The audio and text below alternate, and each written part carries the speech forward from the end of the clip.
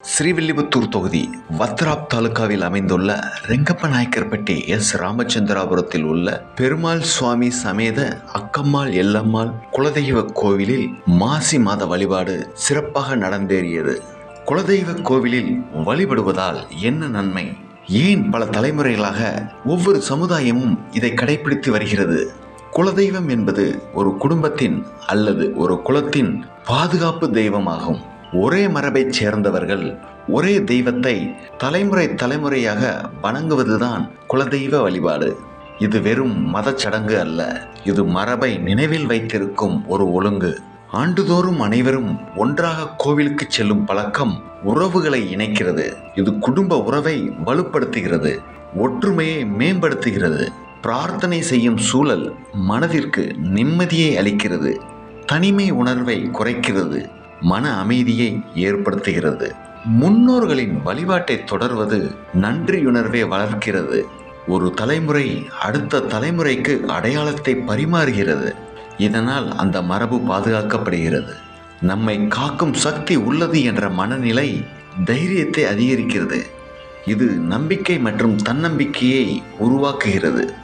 நமது சமூகத்தில் குடும்ப மரபு மிகவும் மதிக்கப்படுகிறது. குலதெய்வ கோவில் செல்வது ஒரு கடமையாக கருதப்படுகிறது. திருமணத்திற்கு முன் குலதெய்வ தரிசனம், புதிய வீடு கட்டும் முன் வழிபாடு செய்வது, குழந்தை பிறந்த பிறகு நன்றி வழிபாடு செய்வது, இவையெல்லாம் ஒரு சமூக ஒற்றுமையை உருவாக்குகின்றன. இது பயத்தால் செய்யப்படுவது அல்ல, இது நாம் எங்கிருந்து வந்தோம் என்பதை நினைவில் வைத்திருக்க செய்யப்படும் செயலாகும். குலதெய்வ வழிபாடு என்பது அடையாளத்தை பாதுகாக்கும் நடைமுறை, குடும்பத்தை இணைக்கும் உறுதி, மரபை தொடர்ந்து கொண்டு செல்லும் பொறுப்பு. நம்பிக்கை இருந்தால் அர்த்தம் உண்டு, மரபு இருந்தால் வேர்கள் உறுதியாக இருக்கும். வேர்கள் உறுதியானால் வளர்ச்சி நிலைத்திருக்கும். ரெங்கப்பநாயக்கர்பட்டி எஸ். ராமச்சந்திராபுரம் முள்ளப்பூட்டிவார் வகையராக்கு பாத்தியப்பட்ட ஸ்ரீ பெருமாள் சுவாமி சமேத அக்கம்மாள் எல்லம்மாள் கோவிலில் கணபதி ஹோமம் சிறப்பாக நடைபெற்றது. இந்த கணபதி ஹோமத்தின் பலன்கள் என்ன? கணபதி என்பது தடைகளை நீக்கும் தெய்வம். எந்த நற்செயலும் தொடங்கும் போது முதலில் அவரை வணங்குவது வழக்கம். ஹோமம் என்பது வேத மந்திரங்களை உச்சரித்து அக்னியில் நெய், தானியங்கள் போன்றவற்றை அர்ப்பணிக்கும் யாகம். அக்னி மூலம் மந்திரத்தின் அதிர்வுகள் பரவுகின்றன என்ற நம்பிக்கை உள்ளது. குலதெய்வ கோவில்களில் கணபதி ஹோமம் நடத்தப்படுவதின் நோக்கம் என்ன? குடும்பத்தில் உள்ள தடைகள் நீங்க வேண்டும் என்பதற்காக, புதிய முயற்சிகள் வெற்றியடைய வேண்டும் என்பதற்காக, மன அமைதி நிலைத்திருக்க, குடும்ப ஒற்றுமை வலுப்பெற. இது ஒருவருக்கான வழிபாடு மட்டுமல்ல, முழு குடும்பத்திற்கான பிரார்த்தனை. குல தெய்வத்தின் தன்மைக்கேற்ப பல்வேறு ஹோமங்கள் நடைபெறும். உதாரணமாக சுதர்சன ஹோமம், தீய விளைவுகள் நீங்க வேண்டி இந்த யாகம் செய்யப்படுகிறது. லக்ஷ்மி ஹோமம், செழிப்பு வேண்டி இந்த ஹோமம் நடைபெறுகிறது. நவகிரக ஹோமம், கிரக சமநிலை வேண்டி நடைபெறுகிறது. இவை அனைத்தும் வேத முறைப்படி செய்யப்படும் ஆன்மீக யாகங்கள். மனதின் உறுதியையும் குடும்பத்தின் நம்பிக்கையையும் வலுப்படுத்தும் செயல்கள். நம் சமூகத்தில் குலதெய்வ வழிபாடு மிகுந்த மரியாதையுடன் கடைபிடிக்கப்படுகிறது.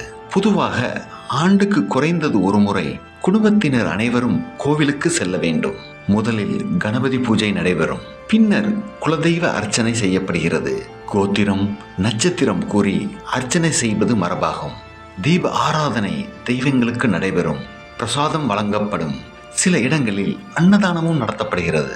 இந்த வழிபாடு குடும்ப மரபை தொடர்ந்து பேணும் ஒரு பொறுப்பாக கருதப்படுகிறது.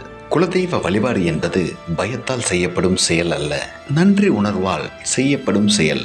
நம் முன்னோர்களை நினைவு கூர்ந்து குடும்ப நலனுக்காக பிரார்த்தித்து ஒற்றுமையுடன் வாழ வேண்டி செய்யப்படும், நினைவூட்டப்படும் ஒரு செயல். கணபதி ஹோமம் சிறப்பாக நடைபெற்றது.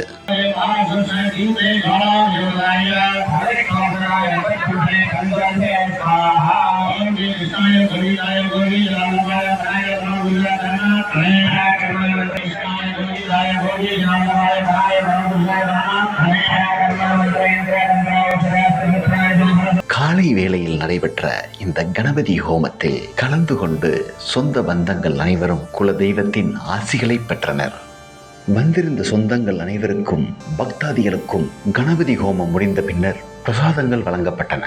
சொந்தங்கள் அனைவரும் ஒன்று கூடி மகிழ்ச்சியுடன் பேசிக் கொண்டிருந்தனர். இதற்கு பின்னர் கணபதிக்கும் பெருமாள் சுவாமி மற்றும் அக்கம்மாள் எல்லம்மாள் தெய்வங்களுக்கு அலங்காரங்கள் செய்யப்பட்டன.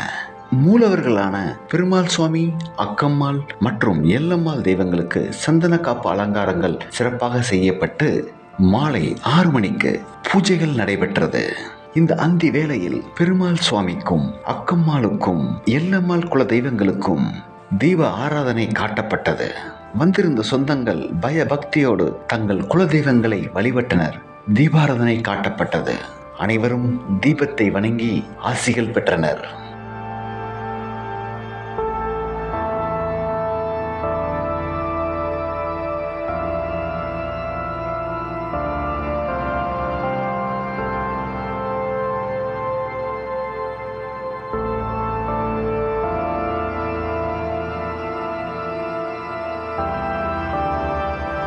இந்த தீப ஆராதனை முடிந்த பின்னர் பக்தர்கள் அனைவருக்கும் சடாரி மூலம் ஆசீர்வாதங்கள் வழங்கப்பட்டன.